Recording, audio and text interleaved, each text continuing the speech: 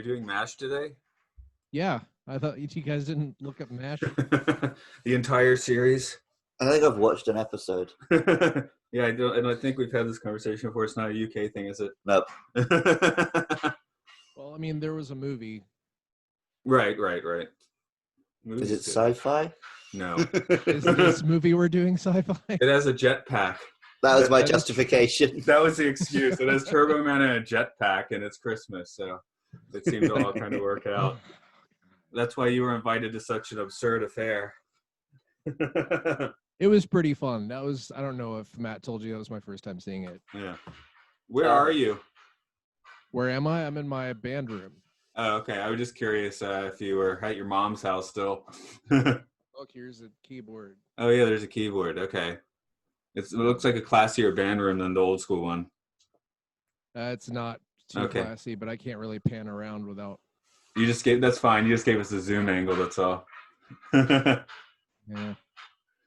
I guess we'll roll into it because, we're doing this pre-work, and I do have a train eventually to catch. Yeah, I haven't had a shower or anything yet. He hasn't had a shower or anything yet. Yeah, you guys look like you just woke up, and I look like I'm exhausted. I've been up for what, 2-3 hours? I literally have just woke up. I was slack-ass getting up, though, but yeah. I don't think I was. I think I slept through my alarm and everything, which doesn't happen very often. Well, thanks for not making me do it in the morning with your night, because then I'm not a morning person at all. Yeah, we've done 6 a.m. ones before. Jesus Christ. Yeah. I could do it, but I don't know. Well, the fun thing is we never remember what we said until we hear it, later. So. No, it's okay. I don't remember what I said in the last podcast of yours I was on until I listened to it just today, because I was like putting it off because I don't like listening to my own voice. Yeah, was I an asshole?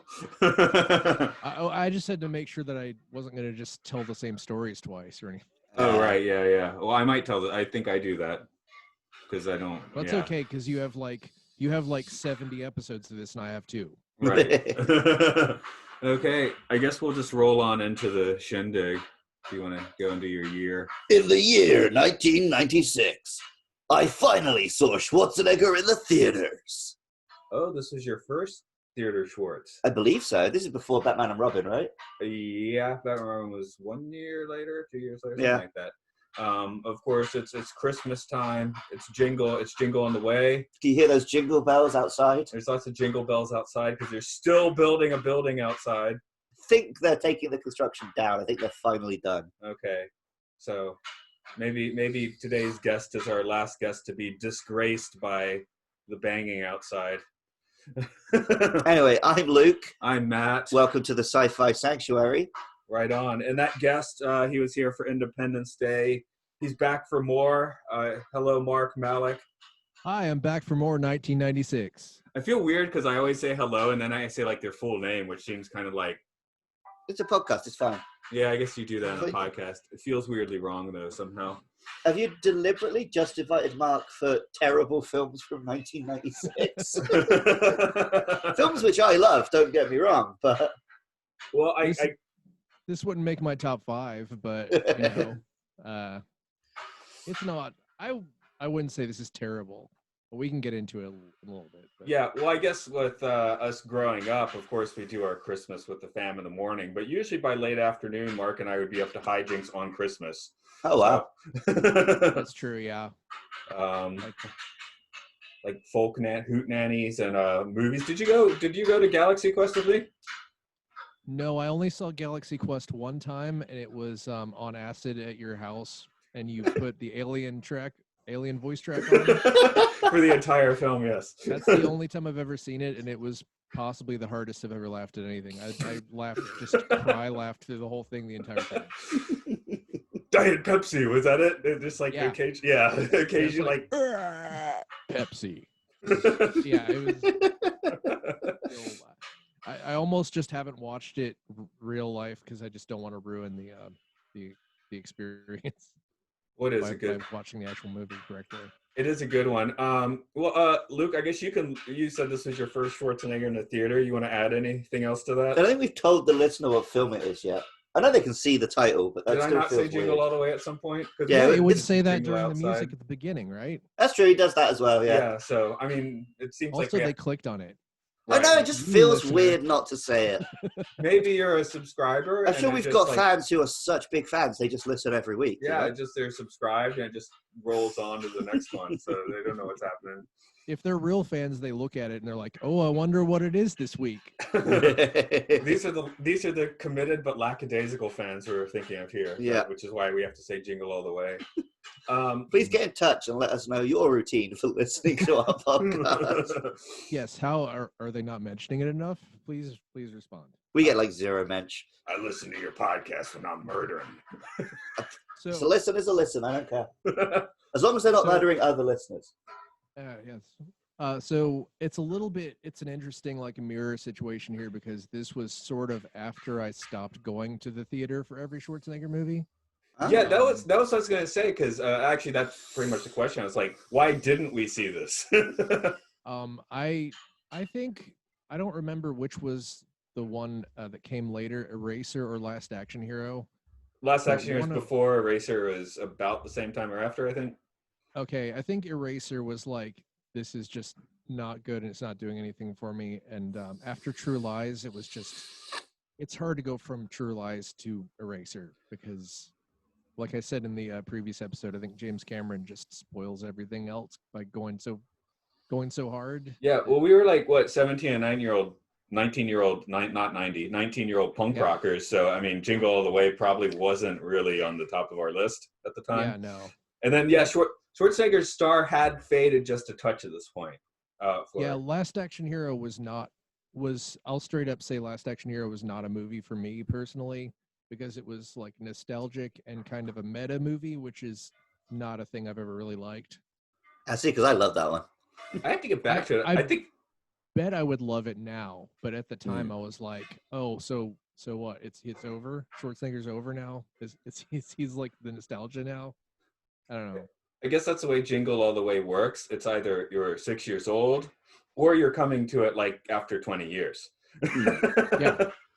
That's probably the way to approach this one. I mean, I love Schwarzenegger enough that I watch all of his films, but I think after True Lies, it's not just guaranteed classic after classic, which it kind of was before then. Yeah.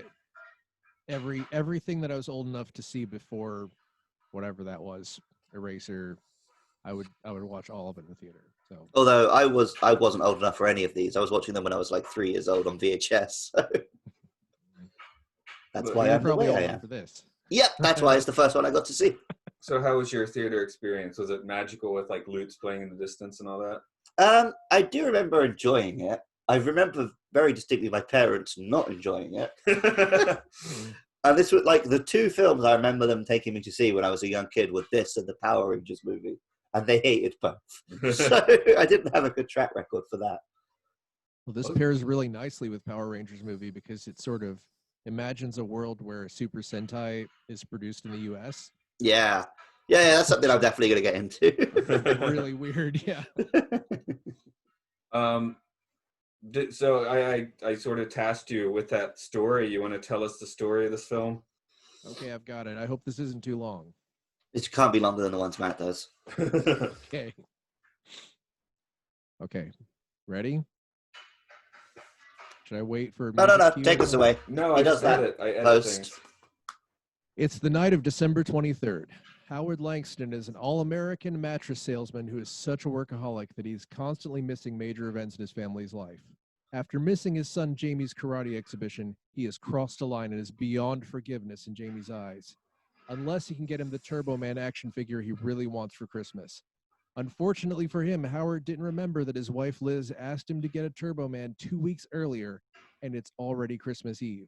So it's time to go find a Turbo Man.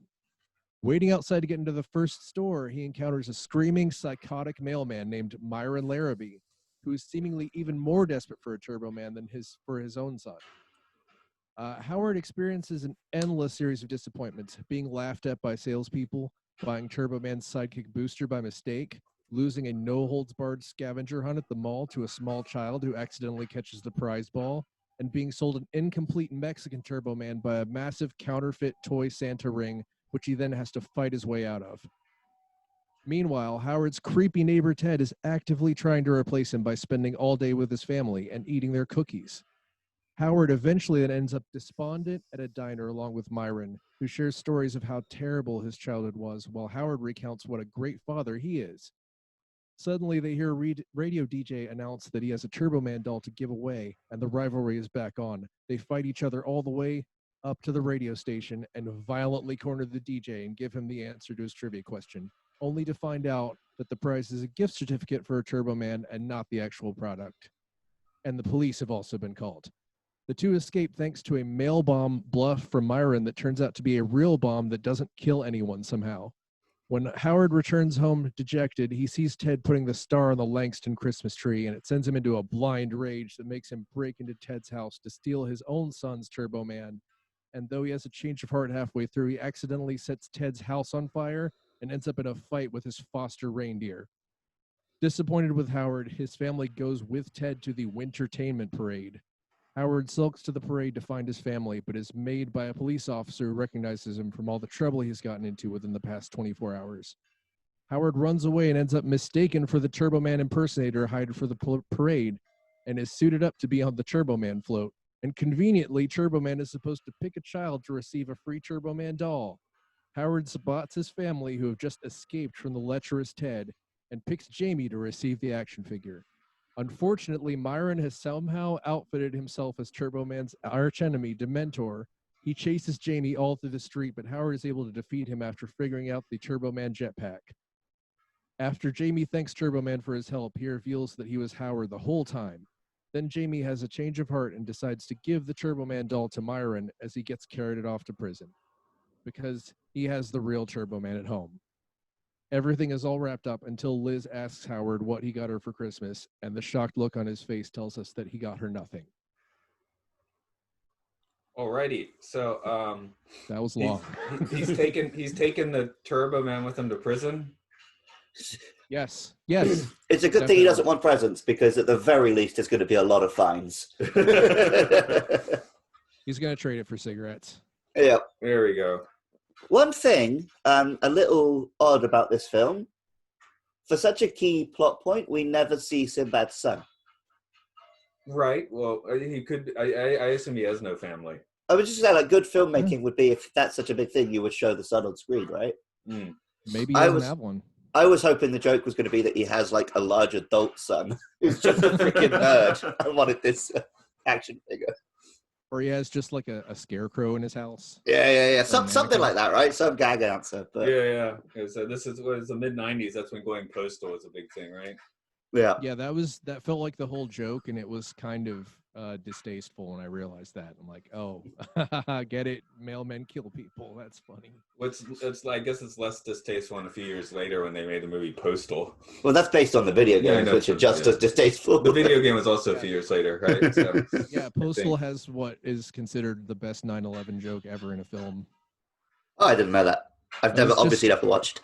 I haven't watched it either, but I know what the joke is, and it's just some kind of scene is happening. A guy just walks out onto the balcony, and a plane just hits a building. Because you just don't know it was 9/11. Well, do you know the film Remember Me? No. It's a schmaltzy, I've forgotten his name. Robert Pattinson romance bollocks film that completely tastelessly and crassly, the sad ending is that it turns out he was in the Twin Towers on 9/11. Oh, God. The final, everything's wrapped up. He's got on with the girl. He's made up with his father. Then the final scene, he's just sat at his desk, and the camera zooms out, and you see the calendar says, like, September 11th. And then it goes out of the building, and he's in the Twin Towers, and that's the ending. I hate it so much. It's awful, really horrible. bad. Isn't that how Melancholia ended, more or less? No, Melancholia, straight up the first 5 seconds of the film, you know what's going to happen. Okay. Oh, no twist for that. Okay. There's no twist. It's like, hey, this planet, you see the planet heading towards Earth, and it's just like, the entire movie is just about people, like, coping with it. That is like the least bad Lars von Trier movie I've ever seen. We got a Holly. That's kind of sci-fi. We could do that eventually. Yeah. We got a hollier, jollier one today. Although talking about Jake Lloyd isn't always holly jolly. No. I guess you got to start where you got to start, and that's with Schwarzenegger. Oh, okay. I tried to preempt that, but sure. Well, because I was going to say, this film, I think it's a pretty okay Christmas film. I don't think it's a good Schwarzenegger film. Well, because you could replace Schwarzenegger with another actor without changing the script. That's not how you make Schwarzenegger films. He's not a human being. It feels kind of like Schwarzenegger light. Like it does have some of the there are just these little pockets of great story in there. Like, the entire Counterfeit Santa thing was like, oh, that was fantastic. They could have made that the whole movie and it would have just been like completely great. But there's a couple key lines here, though. Luke, there's some like lines and charm. Obviously, put the cookie down. No, we'll never get. I'm not a pervert. So yeah, you got to have a few of those choice lines. I mean, no one else would deliver these lines that way. Yeah. Like it being a Schwarzenegger film elevates it. But if it had been, I don't know, David Schwimmer in that role, the film would have proceeded exactly the same beat for beat. Apart from maybe the fact that he's buff enough to be Turbo Man. Yeah, and that he can fight his way out of the counterfeit. But he mostly just bluffed his way out of it. Yeah, he's a agent, isn't he? Yeah.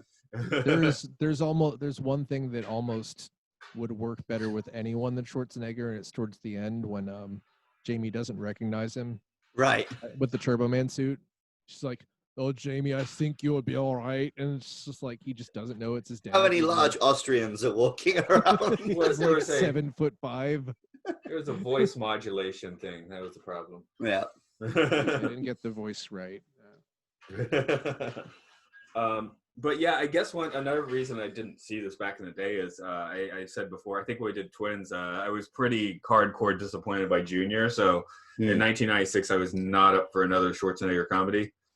Well, if you look at like the four main Schwarzenegger comedies, I guess Twins, Junior, Kindergarten Cop, and this, the ones that work best are Twins and Kindergarten Cop because the joke is that Schwarzenegger is Schwarzenegger. Whereas Junior and Jingle All the Way, it could be any male in that role. Yeah, I think he was excited to do this one. Oh, I really get to be everyman now. Yeah, but he could never be the everyman. He's not. He's the Ubermensch. So I never saw Junior. Did the baby come out of his dick? No, they have to C-section it. Ah, okay. Yeah. Now I don't have to watch it. That's the only reason you watch that film is to get the answer to that question. We got Rob, the fantastic line. He's coming out of my dick. I want to see the X-rated cut. We just see the head pop out. It's just like the eyeball popping scene from Total Recall, but it just lasts for like 3 hours. That's just the film. Anyway, yeah, Junior, I don't know. Maybe I'd like it if I watched it now, but I didn't when it was new. Apparently, it's worth watching just because it's weird as hell. Yeah, I haven't watched it in a long time, but it might have just been too weird at the time. Sinbad, of course, is here, best known for the mid-'90s film Shazam. Yeah, of course. Was Schwarzenegger in that too? I don't remember. No one remembers. See, Matt, I'm willing to believe you actually are for a parallel universe where that came out. I think they actually did make like a fake trailer for that a few years ago. Yeah, because Matty fell for it, and he was trying to convince me and Rob that he was right and it did exist. Oh, I think we had that I think I had that conversation like 2 days ago again. I'll fully admit that when that first started going around, I did look it up. I was like, that's not true, right? I did have to look it up. But no, I think Sinbad is fantastic here. There is something about, apparently all of his lines were just improvised and Schwarzenegger had to respond to them, which is like, I put in my notes, it seems like there are more than 2 language barriers between Sinbad and Schwarzenegger, because I think it's just that you're having someone who's just a master improv comedian and, you know, someone who's good but not that. Right. Schwarzenegger's very funny in otherwise serious films. But when he's in a comedy, he's not as good as like a straight up comedian. Oh God, what was Sinbad's TV show? A Different World? Thank you. Okay, I just couldn't like dredge it out of my mind. I guess because I didn't watch A Different World, but it was good. It's still good. Well, you talk about like Sinbad going postal and being a crazy guy and stuff, but he's kind of right in this film. Oh yeah, he is absolutely what he is screaming at people in line is like absolutely correct, and I couldn't really tell whether the movie like understood that or not. That's what makes it such a good Christmas film is that it does admit Christmas is just commercialized to fuck. Yeah, it feels like weirdly neutral about the whole thing, which is kind of great because I was really expecting it to be more like pro capitalism, and it's just really kind of like, I don't know if this is a good idea. What do you think? It feels like the entire movie is like that. They never quite sharpen their blades enough for full satire, though. No, but the fact that they did a bit of satire and then just snuck it out as a big budget family Christmas release is pretty funny. But I don't think this movie would actually punch Jeff Bezos in the face. It would just kind of walk by and snicker. No, it would do a lame Nancy Pelosi, like, oh, I'm making fun of you, but actually I'm just giving you everything you want. Well, remember 1996 was a world where people like Jeff Bezos didn't exist yet. No. It wasn't that level yet. I don't think Walmart was even quite the juggernaut that it became. Right, the wealth did. Like in this film, he goes to various independent toy stores. Yeah. The big evil corporation is the manufacturer. It wasn't quite as ridiculous a capitalist hellscape as it is now. In Japan, we still have a few independent toy stores hanging around, but I'm guessing the States must be out of those by now. So even Toys R Us is dead in the States. Yeah. It's been dead for a few years. There are a few independent things here and there, but, you still have a few arcades left. Yeah, we still have Tower Records. We still have Toys R Us. It's crazy. Apparently, Tower Records is being brought back here as an online-only store that sells some things. I don't know. Codes, I guess. Yeah, maybe. Vinyls to dads. Yeah. Who knows? Well, toys generally have been on a decline because oil is making plastic too expensive. And kids are more interested in video games and apps. And stuff. You tell us on the phone, I guess, now. That's why they keep trying to bring out these things like the Amiibo and stuff, where the toy is connected to the game. Yeah, and I feel like an old person not knowing how Amiibos work. I'm just like, I don't know, what am I supposed to do? I'm playing a video game and I go to an area and it's like Amiibo station, and I'm like, what? They don't do very much at all. Yeah. I like them because they're nice little figures of Nintendo characters, but they are not useful in any game. Yeah, it's one of those things where it sounds cool, but I just don't have the incentive to make the jump into figuring it out. Well, it's like if they made it too useful, then it would ruin the game for people who don't buy them. But if they don't do anything, then it's like, why bother buying them? So they've kind of screwed the pooch. Is it usually just like an outfit? It's like an outfit, or you get like some bonus items, or sometimes it unlocks like a hard mode or something. Those ones are cool. I have no idea what an Amiibo is. I was thinking Amiibo Records. See these like Nintendo figures that have got the round base? Oh, okay. Those are Amiibos. I touch them on the controller. Okay, Disney tried to do that a few years ago. Yeah. Disney Infinity, yeah. I won a whole bunch of those and just gave them away to children I know. I have one. I have a Sum figure. You ever played that? I remember it being a thing, but I didn't. I think a bunch of the kids are obsessed. Yeah. Well, it's like it's a thing where you scan your card like 5 more times and it gives you a little figure, and then you put it on the screen and it gives you extra bonus power. So just arcade stuff. Mm-hmm. Gives you a reach around. But I mean, I hope not. I grew up. I was like super into Transformers, and Transformers were literally that whole comic book cartoon universe was created to sell toys. So yeah, I was massively upset when I found out I think a couple of years ago that only existed because Reagan signed some law that said that, legalized advertising to children, basically. Yeah, because I mean, I was obsessed with Transformers too, but I feel like there was a distinct like disappointment when I had the actual toys after maybe a week. Well, look. Because I grew up in the 90s, at least the figures were almost as good as they looked on the show for me. But yeah, a pretty good time. Some of them were just a brick, and like you fold out some arms, and that's it. It's transformed. Here you go, kid. It was a cassette tape, right? I had a Perceptor, which was a microscope that was two times magnification. Nice. How useful that is. I mean, if you're old and you're trying to read, I guess it's Times good. useful. This film also is, unfortunately, it turns out to be Phil Hartman's last film role. Is he the cop? Yeah. Ah. He's the creepy neighbor. Oh, okay, right. Yeah, he was so good, and unfortunately, he was so good at being creepy that I was just kind of actively put off by him. Yeah. I was at the start. I'm thinking like, well, he hasn't done anything wrong. Schwarzenegger's just being. By the end, I was like, I hope Schwarzenegger just like lifts this guy up and rips him in half. He just kind of insinuates himself like with slow, creepy tendrils. Yeah. Yeah. He was. Ugh, I hated him, but in a good way. He was very good at that. Yeah.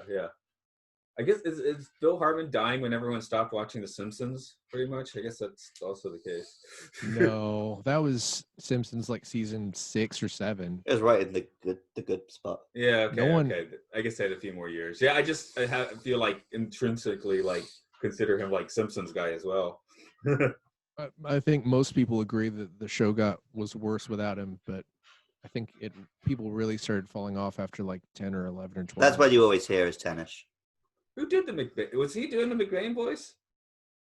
No, Maybe I it was don't think Harry so. Shearer. I think it was Harry Shearer. Okay, just checking. Yeah, I know we got some. It would have been good Troy to have McClure McBain on him, the screen with.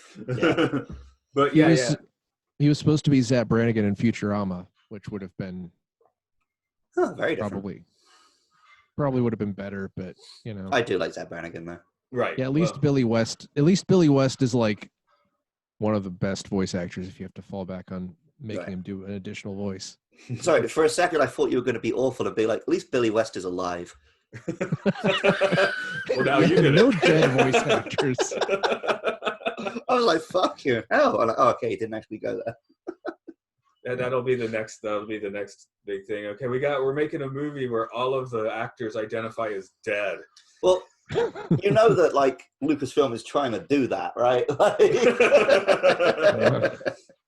They're just gonna make Star Wars episode 5.5 and just have everything CGI. I don't know. Like, have you seen the deepfakes though? They're getting pretty good. I haven't. You know what? I haven't seen that many deepfakes. I guess I don't go look. I saw one where they put the scene in maybe Step Brothers where they make friends, but they replaced Will Ferrell and John C. Reilly with Schwarzenegger and Stallone.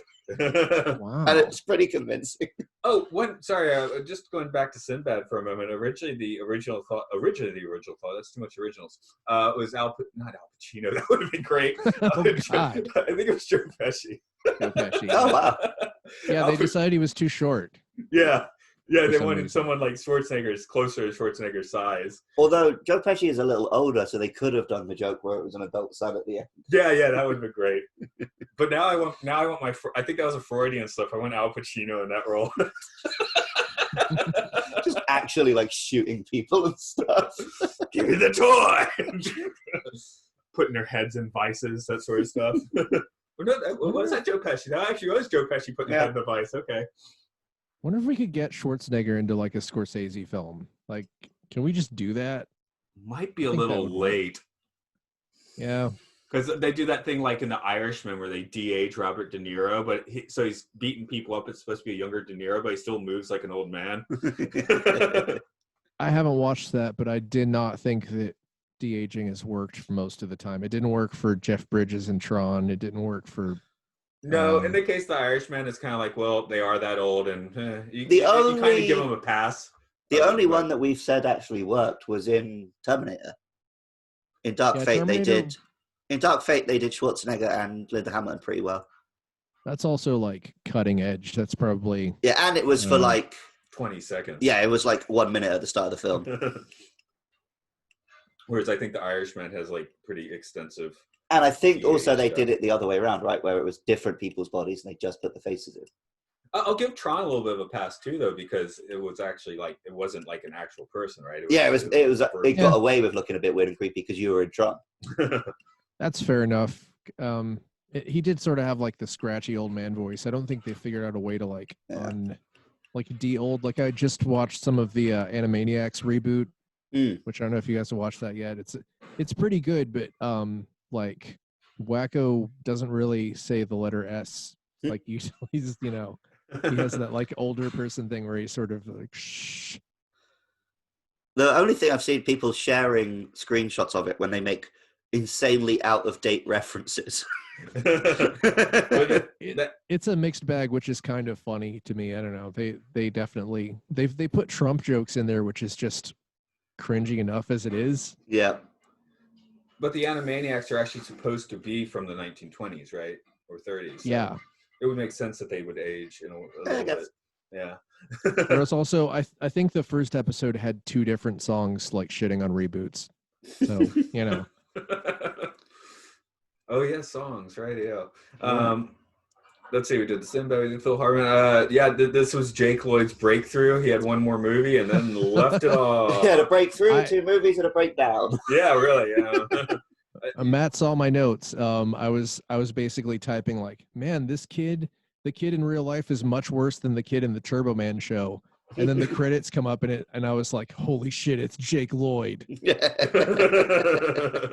Like, yeah, not good, not a good performance. But then also they're teaching him like karate. Like, when are you gonna learn not to teach this kid violence? It's like you said yesterday, you had the kid fighting you the entire class. Oh yeah, goddamn. Doing like, yeah, there you go. I picked him up to get him off the table, and he just slapped me real hard on the head. and you found him what? The first time you saw him, he was like wrestling another kid to the ground. Yeah, you'd warned me about this kid, and then I just see one like attacking another child. I'm like, I bet that's him, and it was. Oh, jeez.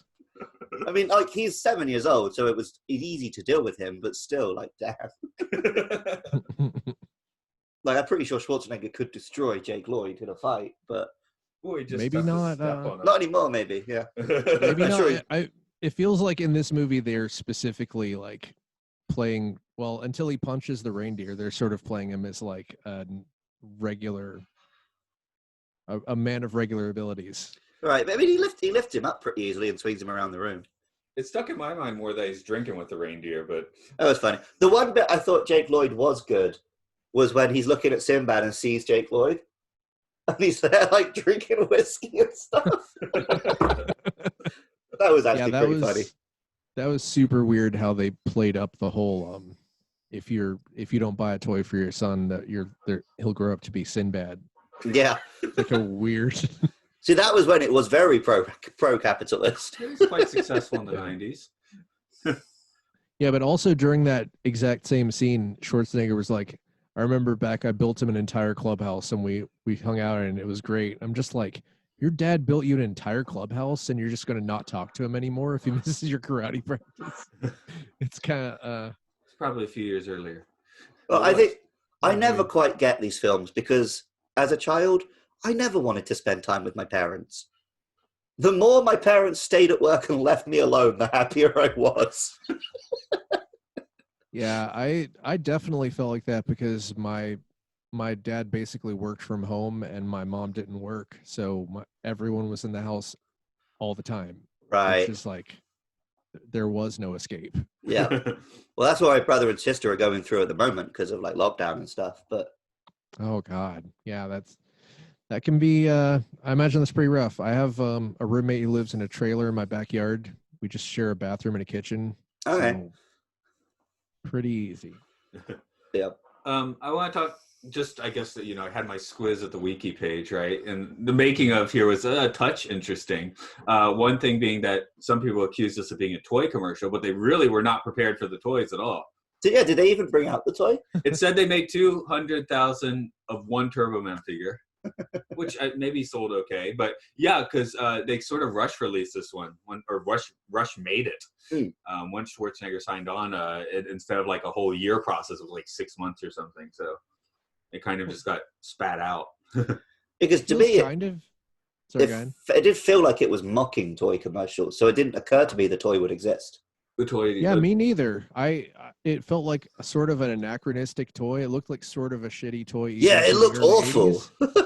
Yeah, and yeah, it never occurred to me that someone would watch the movie and be like, I actually do want one of these. Like it didn't look like that at all. Well, a kid might. Did you want a Turbo Man? No. No. Okay. In fact, there was a scene in this film where when he's trying to get the Turbo Mans, he goes past a big display of 90s X-Men action figures. And that took me out of the film, because what fucking kid watches this shit TV show and wants this awful action figure when he lives in a universe where the 90s X-Men exist? Yeah, I had the same reaction to that. I was like, there's like 1,000 Wolverines right there. Also, it kind of bugged me when he got the booster and just threw it away. I'm like, yeah, I thought Booster was pretty hip. Yeah, he still might as well keep the booster and he can have both, right? I thought Booster was cooler anyway. Like, I was like, oh, it was a Cringer. Cringer, that's a horrible name. He-Man's tiger. Oh. Battle Cat. Well, that no, yeah, but when he's not Battle Cat, he does have it. Yeah, he's Cringer. Cringer, I think all it was is you get the Cringer action figure and you just put the helmet on, and now he's Battle Cat. Right. So I was actually more excited about him than the He-Man in a way. So, well, maybe equally excited, but when I was 5. I guess now's the time to mention it. I was super into Power Rangers around this time. And it is clearly riffing on that a bit. But like Mark says, it's weird that it's an American show. Yeah, it feels almost like someone watched Power Rangers once and didn't understand it at all. I think that's exactly what it is, because there's a few visual motifs which are Power Rangers-esque, but the show is more like Adam West Batman. So this is some boomer who saw that his grandkids were watching Power Rangers and just assumed he knew what the deal was, and clearly didn't. They stumbled into a bit of... Oh, go ahead. I was going to say, I think if they decided to make Power Rangers American with the budget that they originally had, it would look worse than the show in this movie did. Oh, 10 times worse, yeah. Yeah. Because, like, Japanese studios are very good at getting a lot out of a small budget. But and they had years of backlog that they could just sell for. I mean, the Saban Corporation. I saw recently a clip from like one of the most recent Power Rangers shows, and it looks insane. It looks amazing, and it looks 10 times better than the big budget Power Rangers film that came out a few years ago. I missed that one, even though I heard it was good, but I didn't really watch Power Rangers back in the day. I sort of started watching just regular Ultraman when I had access to that. I think Matt probably got that first. Channel 69 and with half static. Well, it was Channel 69 too. Nice. The wild thing is that Power Rangers is the one that caught on in the West, but here in Japan, Ultraman and Kamen Rider are both 10 times bigger than Super Sentai. I was going to say the weird synchronicity this film hit, which might be one of the reasons it was quite successful, is it happened to come out right in the middle of the Tickle Me Elmo craze. Turned out to be the real time one. Right. Like this came out to Christmas. Everyone was like killing each other for Tickle Me Elmo dolls. So that when they made the movie, obviously that wasn't what they were thinking, but it seemed to just kind of link up very nicely. I try to think. The few that I can remember, I think it happened with Furbies, happened with Tamagotchis. Yeah, it's all tech stuff. And then after that, it was all. After that, it was all games stuff. Yeah. Well, yeah, because action figures you could crank out pretty quickly. Like, there's never a shortage because they can make a lot of them really fast. Yeah, I feel like there wasn't. I mean, Power Rangers or Ninja Turtles were probably the last thing that I could think of that really were action figures that were popular for regular kids. Power Rangers was popular, and I remember desperately wanting the Megazord and stuff. But I don't remember it being difficult to get hold of. I don't remember any. I mean, I probably just don't know, but I don't think of any action figure stuff. Like even stuff like the G.I. Joe aircraft carrier was expensive, but I don't remember there being any kind of shortage. Because I do remember, like, in the 80s, looking at the Star Wars section, like Target or Richway or wherever it was, and it was just like all Lobot. and then the G.I. Joe would be like all Snow Job. I actually went out of my way deliberately to buy a Lobot, though. I like Lobot. You need to go to the 80s, man. I had a Lobot. He's the one He's Lando Calrissian's bald sidekick. Oh, okay. Yeah. I was thinking of the what's the trash can one? The Gonk droid. Oh, yeah. Well, you need to watch Solo if you like Lobot, then. I know. Me and my pals watched the trilogy a few years back, and I woke up. We were obviously drinking. I woke up the next morning, and for each film, I'd ordered on Amazon a really obscure character's action figure. So over the course of the week, I got Wedge. He's not that obscure, but he's the boy. then I got a Lobot, and then I got a Nien Nunb. Ah, okay. I had the later of those two. I know that. Yeah, that was a cool figure, though. Yeah. Yeah. See, that's what we were talking about, the X-Men toys. That's what we had to do. Like, they didn't have X-Men toys, so we had to take the G.I. Joe and Star Wars figures and, like, hack them or modify them into X-Men. I did have a few of the X-Men, though. They were pretty sick. I think I really just only had Transformers. Yeah, because in the 80s, all they had were the Secret War toys, and those kind of sucked. Right. Well, that was kind of the beginning of this, right? Yeah. Like, making content to sell toys. Right. Secret Wars was the original. We made this comic book to sell figures. They should have made better figures. Should have made ones the same size as the G.I. Joes or the Star Wars. Because then Transformers and G.I. Joe was the same thing. They made comic books to sell figures. And then right around that time, the law changed and they could make cartoons as well. And that really blew up. Mm. And then Power Rangers, they were buying all these shows from Japan, and Japan already had the toys. So it was easy to just plug it in and sell it to American kids. Well, Transformers was just like shoving a few different toy lines from the 70s together, right? Yeah. I mean, originally. They just bought up a whole bunch of toys and hired Bob Babianski to write a comic about it. Yeah, weird stuff like I do remember, I think I must have been like 8 or 9 years old. Whenever Ultra Magnus came out, did you have an Ultra Magnus toy? It was basically, it was a white Optimus Prime that plugs into the truck carrier on. Yeah. And it was like, what?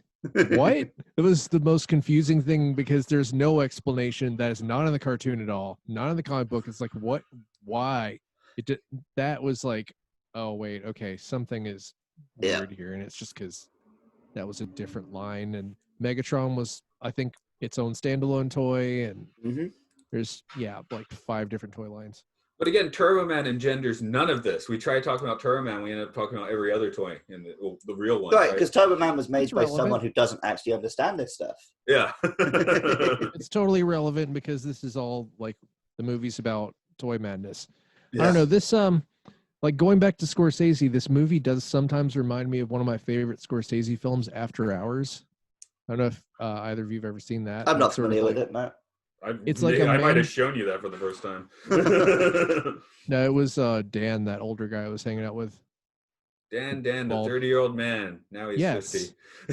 Yeah, probably. Okay. Yeah, but it's sort of about a guy gets locked out of his apartment in New York and just has to find his way home, and everyone he encounters is insane. I remember I saw it. My high school photography teacher said that was the best movie ever, so of course we watched it. Yeah, but it's not the worst choice. It definitely reminds me of it sometimes because there are these little pockets in Jingle All the Way that are just like Schwarzenegger just ending up in weird situations with just completely insane people who are just taking him along for the ride. One of my favorite scenes in After Hours, though, is he's trying to make a phone call, and Catherine O'Hara is just like, he's trying to remember the number. Catherine O'Hara's like, 9, 2, 3, 17. He's like, ah! She's doing it just to be a bitch. It's like no other reason. I guess she's trying to keep him in her apartment because she's nuts. But I had an ex-girlfriend who did that to me when I was trying to remember my PIN code, and I forgot my PIN code and had to get a new bank card. No. So that works. You can break someone's brain doing that. The big theme here, of course, is the capitalism for Christmas. We just, we did Starship Troopers, which chronologically is coming out right after this, but whatever. But, we made the point in the Starship Troopers that, like, no one caught on that it was a satire at the time for some reason. I did. Well, I did too, but... Didn't we see it together? I think we might have. Yeah. But this one, like, having just watched it, I'm like, I know it's, like, kind of supposed to be a satire, but it kind of seems mostly down with, like, insane Christmas capitalism in a way. Right, but that is basically what Christmas is now. Yeah. So this is like the truest of most of the Christmas films I've seen recently. Yeah, in that way it's very true. It's just like, let's obsess on this toy. Though, living in Japan for several years, Christmas has definitely lost some of its sparkle. And that's not a bad thing. In Japan, it's like a holiday is just another day now, which, I don't know, I kind of like Christmas is I get my Kentucky, and maybe I exchange some presents with you guys. Yeah. That's about it. Like I said, I'd hang out with Mark on Christmas later in the day, and I always felt like I was getting away with something in America. Right. Well, yeah, Christmas was always a big family thing for me. Yeah. I've never like hung out with friends on Christmas. Yeah, I'm a bad influence. But when I look back, the Christmases that I remember really well, it is because I got some like expensive gift I was excited about. It's because I got my Game Boy or a new game or a new toy.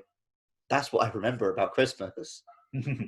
Yeah, I have a very strong memory of a Christmas where we got just a sort of a bunch of little things, but we left in my grandmother's house. And my mom drove all the way to my grandmother's house to get the toys back, and it was like, oh, thanks. It's so nice of you to get all our stuff. It was just like there was just like a dartboard where you throw like Velcro balls at it. Nice. I don't know. And then Japan, it's like once you're past 15, you don't get presents for Christmas. No, you just get money at New Year instead. Yeah. Well, we're not having Christmas this year because COVID is spiking super hard. Yeah, Christmas is cancelled. The Grinch showed up. Well, yeah, much as I freaking hate him, Christmas is an Amazon holiday this year. Yeah. Like, I've received gifts which my parents bought through Amazon, and I'm going to buy my brother and sister presents through Amazon. Yeah, unfortunately, I guess that's how I'm going to do mine as well. Giving it to the man. Although I actually noticed I haven't been ordering so much from Amazon recently. But yeah. Christmas, it's in our country. You kind of have to... Yeah. Well, I read a lot of English language books. That's pretty much the only way to get them. Right.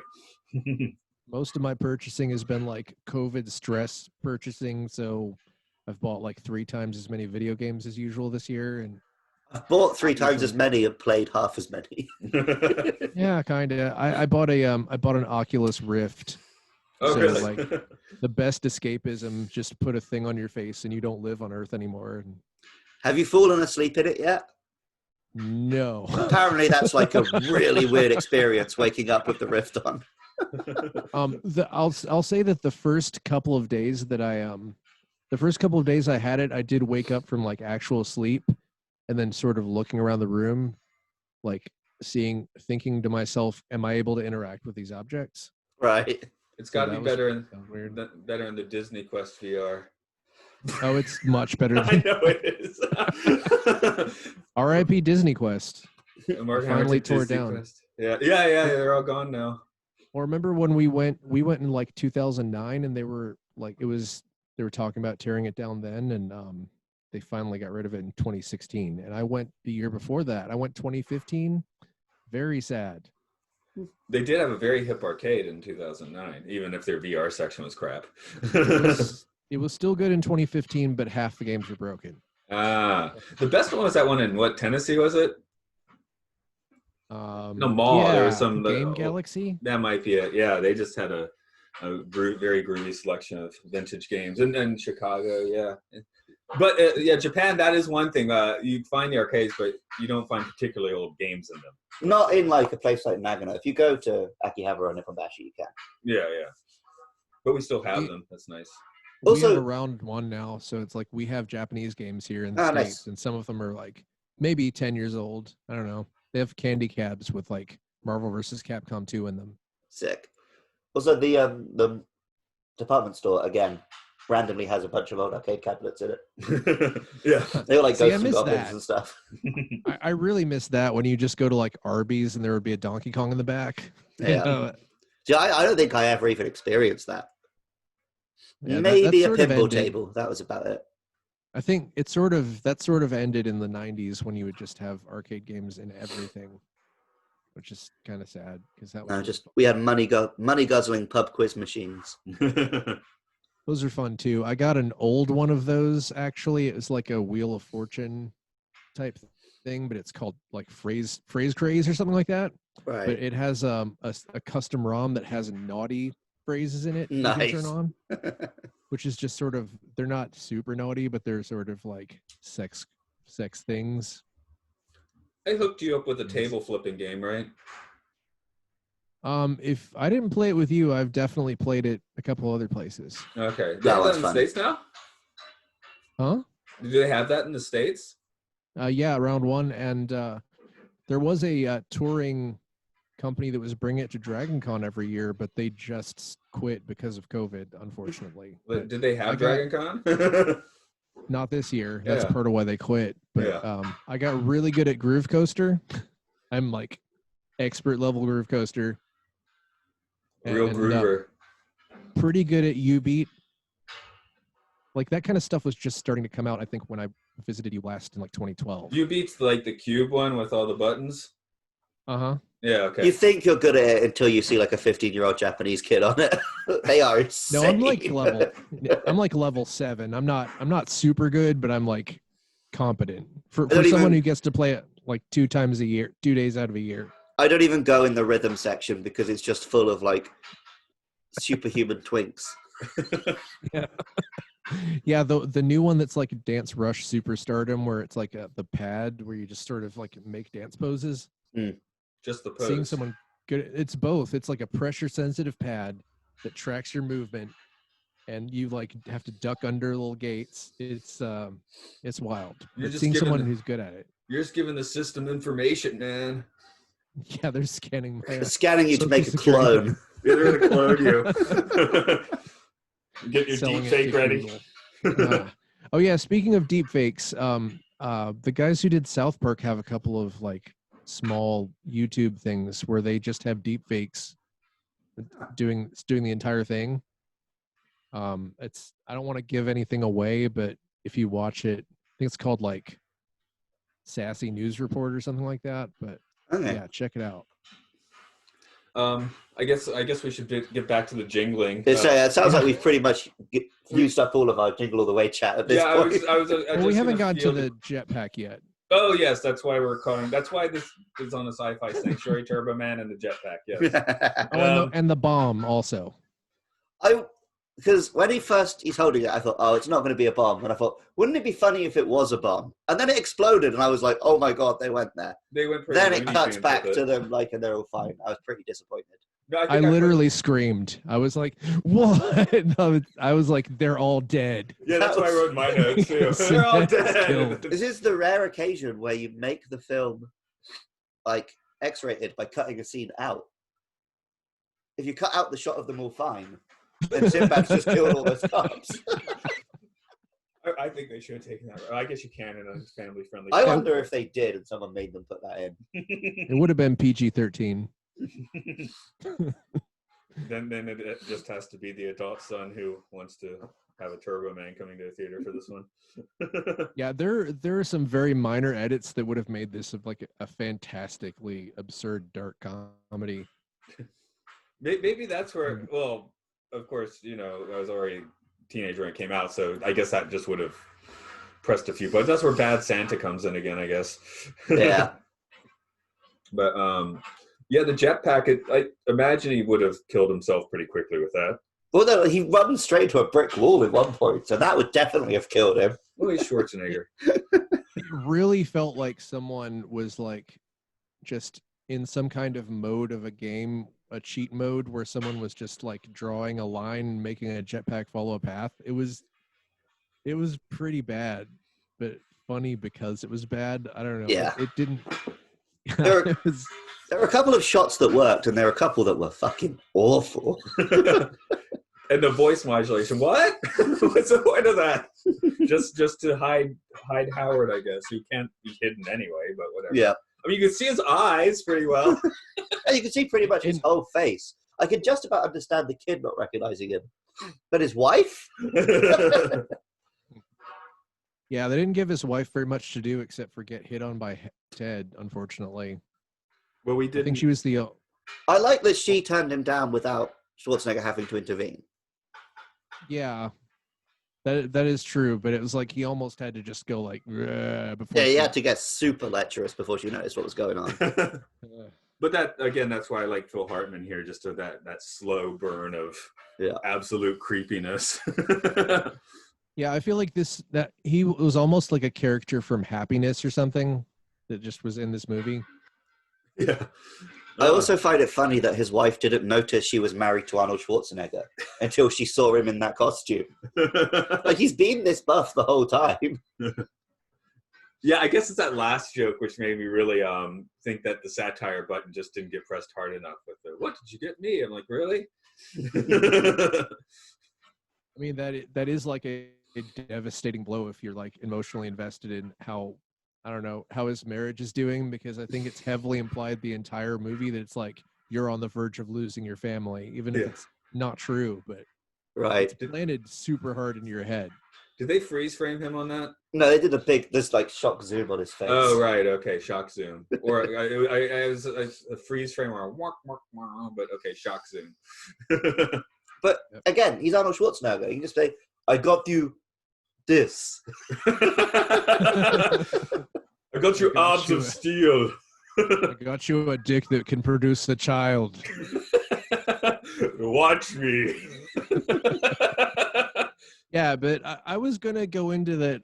Is this a movie, a sci-fi movie, just because Schwarzenegger is able to assume any form that he wants? That's our other excuse. We've regularly used the excuse that if Schwarzenegger's in it, it's a sci-fi.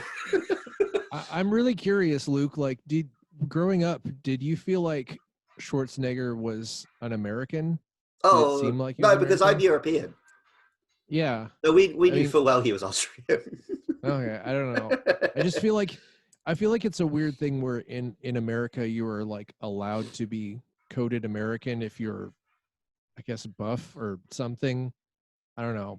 But it's a weird thing where we have this very strict glass ceiling that we allow one person through every couple of years or something like that. Well, I mean, everyone says Idris Elba could be James Bond, even though that's not American, obviously, but Americans are super on board with it. And I feel like many other black men probably wouldn't be brought up in that conversation, and it's just sort of like I don't know. Idris is a touch too old now for that one. Well, give him the Doctor Who role, I guess. It's a pretty common thing, though, with, any racist. They stop being racist if they want to fuck the person. Yeah, that makes sense. And then as soon as they're denied, they're straight back to the racism. Was that whole thing in Do the Right Thing where it's like they have the basketball players on the wall and they're like, oh no, they're not the same. It's like that's always been a thing here. Mm-hmm. But it's so weird that it's like there are people who are so like virulently anti-immigration, and Schwarzenegger is just like an American to them, basically. It's like, I think Japanese would be a little quicker to confuse him as an American. Yeah. But I think growing up, not living in America, my understanding of the country was, it's America. Anyone can live here. That's the point of America. And I still believed that until I was a bit older. Well, we definitely want people to believe that. Mm-hmm. It's I think every time there's something like, first Native American woman in Congress or something like that, every time I hear something like that, I'm like, what? Yeah. I'm just like completely shocked. Just now, really? Yeah, because I just assume it's already, whatever it is, it already happened. Right. I guess we got to dial it down. Taking another box in our bingo card as Matt has a train to catch before long. So recording before train times. Yeah. One more thing I quickly want to bring up. When he's in the warehouse with all the Santas and he gets attacked by the big Santa, I was like, oh my God, is that the Big Show? And it was. Who? The Big Show. The Big Show. He's the current giant in wrestling. Oh, okay. I don't know if he's current anymore, but he's most recent at least. Yeah, I've seen him live in the last few years. So. Yeah, I saw him live in like 2007 or something. Yeah, I would have seen him in like 2016, 2017. So he's fairly recent if he has retired. Oh God, who was the first counterfeit Santa? That was a notable actor. Oh, was that James Belushi? James yeah. Belushi. Yeah. Either one. I'm not trying to correct you. It took me like 3 minutes to work that out, though. For a second, I was like, "Hey, it's Randy Quaid again." I was like, "No, it's the other. It's the other guy who's like sort of the less famous brother of somebody." I feel like Randy's the more famous one now. Well, yeah, for dubious reasons. Yeah, for dubious reasons. Because Dennis was the movie star, handsome dude, but Randy's sort of. He's the one people hear about now, so. He's a meme now. Yeah. So, and that one little person is always a villainous sidekick and everything. Yeah, Van Troyer? Look at what his name was. No, somebody else. Someone but else. He's Roy definitely not Roy Schneider. Yeah, that was. Roy Schneider. No, it's the other guy. Van Troyer was there though, right? Not. I think he was one of the dead in Santas. '96. Maybe not. Oh, he was on the IMDb. Oh, weird. I totally didn't. Maybe he was a cop or something. Hmm. I don't know. There were lots of Santas. Yeah. There were quite a few Santas. That was my favorite scene, though, because it was just like so crazy and elaborate and really was totally unnecessary and sleazy. And yeah, I do wonder if I'd like the movie better with the Vern Troyer. There Danny Woodburn is the other one, though, you're thinking of. Right. Okay. Curtis I Armstrong, feel like I know I've seen him. Is he another Santa? No. Chain smoking Santa. I don't know. Anyway, chain smoking Santa. We do need to wind down a little bit, but Mark, what's your doings these days? Any internet presence? I know you put your quarantine on our Facebook at least. Yes, Quarantine is streaming via Slam Dance Film Festival. I just finished a score for a film called Snowblind, which is a short film coming out that'll have Brent Hines from Mastodon in it. It's directed by my friend Luke Godfrey, who works on Walking Dead. I don't know what release plans are for it, but it should be out within the next 6 months or so. Nobody knows what happens with movies now, right?